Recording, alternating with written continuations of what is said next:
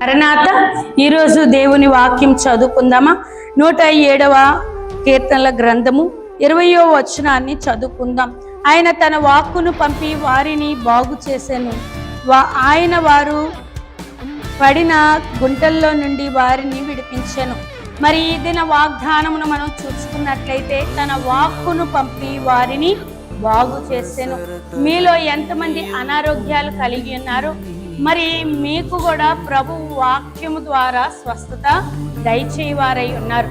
సాధు సుందర్ సింగ్ గారు సువార్త కాలంలో మరి చూడండి, కుటుంబం అంతా కూడా సువార్త కాలం జరిగిన అంటే ఆయన సువార్త చేస్తున్నారని, మరి ఆయన యేసు ప్రభు నమ్ముకున్నారని కుటుంబం అంతా మరి వెలివేసింది. ఆయన గొప్ప సువార్తికుడై తన సొంత ఊరికి వెళ్ళినప్పుడు, ఆయన అక్కడికి వెళ్ళి సువార్త చేస్తున్నప్పుడు తన సహోదరులందరూ ఒక దినం మా ఇంటికి వచ్చి భోంచేయమని చెప్పినప్పుడు తన సహోదరుల పిలుపు మేరకు మరి సాధు సుందర్ సింగ్ గారట తన సొంత ఇంటికి వెళ్ళినప్పుడు వారందరూ కూడా వద్దన్న దేవుని నమ్ముకోవడమే కాదు సువార్త చేస్తున్నారని కోపంతోనట మరి చూడండి, సాధు సుందర్ సింగ్ గారికి భయంకరమైన విషము ఆహారములో కలిపి ఆహారం పెట్టారట.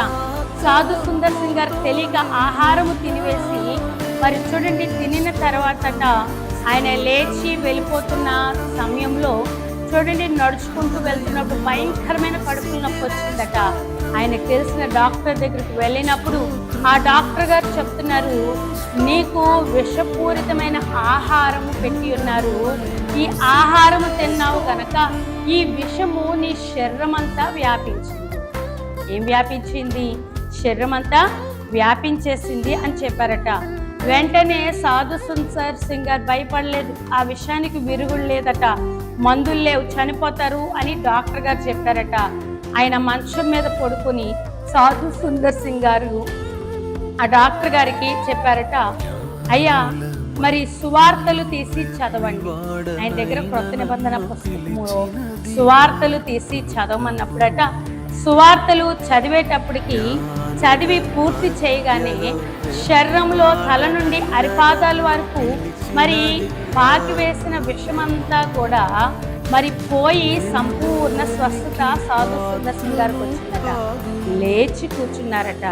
చూడండి, ఆ డాక్టర్ గారు అనుకున్నారట, చనిపోయే ముందు చివరి కోరిక అని బైబిల్ చదవమంటున్నాడు కదా అనుకున్నాడు. కానీ ఎప్పుడైతే సాధు సుందర్ సింగ్ గారు అంత కడుపుల నొప్పి ఉన్న ఆయన కడుపుల నొప్పి తగ్గిపోయి లేచి కూర్చున్నప్పటికీ ఆశ్చర్యపోయి టెస్ట్ చేయగా ఆయనలో విషము లేదు. దాని యొక్క మరి ఎలాగూ అంటే వాక్యములో ఉన్న శక్తి దేంట్లో ఉంది. అందుకే ఇక్కడ చూడండి, ప్రభు వాగ్దానం ఇస్తున్నాడు, ఆయన తన వాక్కును పంపి బాగు చేయును.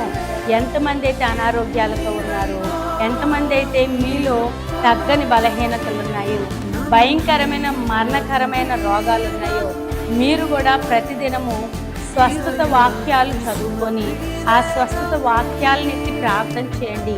మిమ్మల్ని కూడా ఆ వాక్యంలో ఉన్న స్వస్థత ప్రభు మీకు కూడా అనుగ్రహిస్తారు. ప్రార్థన చేసుకున్న మహోన్నతుడా, నీకు వందనాలు. నీ బిడ్డలు దీవించి దేవా, ఎంతమంది అయితే అనారోగ్యాలతో బాధపడుతూ ఉన్నారో నీ వాక్కును పంపి స్వస్థపరుస్తానన్నావు గనక అటువంటి అనారోగ్యాలు, భయంకరమైన రోగాలతోనూ చెప్పుకోలేని వ్యాధులు దేవా తండ్రి, మందులు లేని వ్యాధులు, పేర్లు లేని వ్యాధులు, విషజ్వరాలతో నలిగిపోతున్న నీ బిడ్డలైన వారికి నీ వాక్కును పంపి ప్రభా ప్రతి ఒక్కరిని స్వస్థపరిచి సంపూర్ణ ఆరోగ్యము, క్షేమము, బలము అనుగ్రహించుమని నీ ఆత్మతో నింపి నీవే తోడుగా ఉండి నీ ఆత్మ సహాయమును అనుగ్రహించుమని యేసు నామములో వేడుకుంటున్నాము తండ్రి.